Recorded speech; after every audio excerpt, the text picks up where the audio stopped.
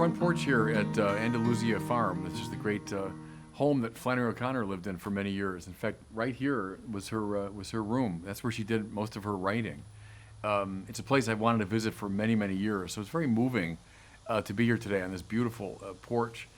And you know, Flannery O'Connor says so many things to so many people. But you know, it's funny. I've been thinking a lot about Jacques Maritain. Jacques Maritain, French Thomist philosopher, born late 19th century, died I think 1973. Maritain had a huge impact on a lot of Catholic thinking in the 20th century. He was a great friend of Thomas Merton. In fact, I've loved that scene. It's toward the very end of Maritain's life. He visits Merton at Gethsemane Abbey. And what do they do together? They listen to Bob Dylan, because Merton had just discovered Bob Dylan. And so he's playing out in the quiet Trappist countryside Bob Dylan's kind of raucous rock albums for this elderly French philosopher. Now, I don't think Jacques Maritain was a big fan of Bob Dylan, but Merton did that because Maritain was always plugged into the arts. That was very important for him. And in regard to the arts, he had a big impact on a lot of people, including Flannery O'Connor. Now, here's how. Maritain wrote a book called Art et Scolastique, in its French, Art and Scholasticism. And he tried to recover there Thomas Aquinas' understanding of art. Now, it was important because at that time, most aesthetic people, most artists thought that art is, the expression of the artist. Think of even abstract expressionism, that it was the artist expressing him or herself. And Maritain felt there was a need to go back to more of a bracing objectivity in regard to art. So he recovers Thomas Aquinas' famous pithy definition. Art is recta ratio factibilium. That means right reason, recta ratio, in regard to things to be made. So what are the principles that govern the right making of something? Now that could be a craft work like this chair. It could be the finest art like a painting, or a cathedral. It's following the principles that govern right making, Just as for Aquinas, the moral life is recta ratio agibilium. That means right reason in regard to what is to be done. Now, it sounds very kind of pithy and sounds very perhaps obvious, but see, it isn't, because it signals a reversal.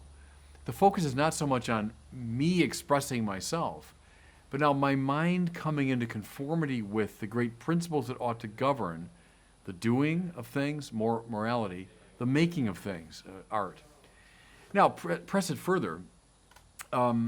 What is the beautiful? What makes something beautiful? So if you're trying to fashion something, what is recta ratio factibilium? Well, the beautiful, Aquinas says, comes at the intersection of these three things: integritas, consonantia, claritas, wholeness, harmony, and radiance. And so the artist is the one whose eye is attuned to the beautiful and then follows the right reason in the making of something beautiful. Now, we know for sure that Flannery O'Connor read Art et Scolastique. She read Jacques Maritain.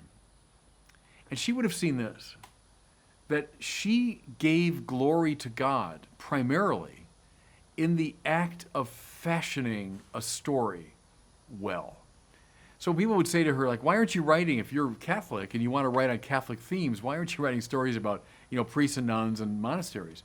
And she would say, well, you could, but a properly crafted story, following right reason in regard to making things, that will give glory to God in itself. That's the first move that honors God. Just as the making of a chair in a intelligent, beautiful manner, following the right rules of craft, that gives honor and glory to God. Thomas Merton, again, who read Maritain, said famously, a bad book about the love of God is still a bad book. In other words, it's about the best thing. It's about the love of God, the best thing. But it's still a bad book.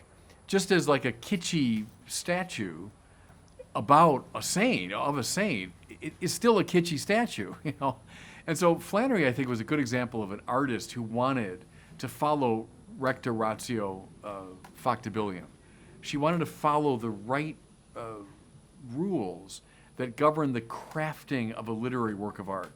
And in that she knew she was giving honor and glory to God. Now, we can pursue it and look at all her religious themes, which are indeed there, but think of the story itself. It's maybe a last connection. You know the old movie, Chariots of Fire, about the English Olympic team, you know, the runners? At the very end, the star of the movie, you know, is explaining to his sister why he runs. And he said, God made me fast, and when I run, I feel his pleasure. And it's a lovely line, but don't construe it sort of sentimentally as though like God needs our, you know, achievements. What that means, I feel God's pleasure, means I realize that when I'm running well, properly, and truly, I'm exhibiting some excellence. That in itself gives glory to God. Flannery knew that about a well-crafted story.